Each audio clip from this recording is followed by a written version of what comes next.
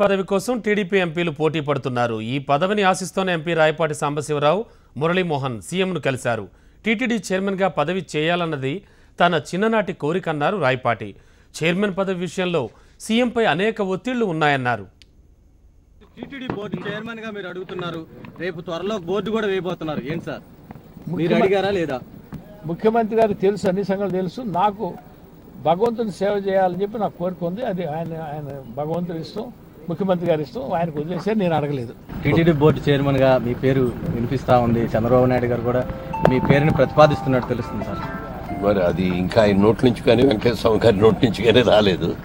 వస్తే చాలా నాకంటే అదృష్టవంతుడు ఉండాలనుకుంటాను. ఎందుకంటే నాకు చిన్నప్పటి నుంచి దేవుడు, భక్తి ఇవన్నీ కూడా బాగా ఎక్కువ. జీవితంలో ఒక్కసారైనా ఆ పోస్టు చేయాలి అనే కోరిక మాత్రం నాకుంది.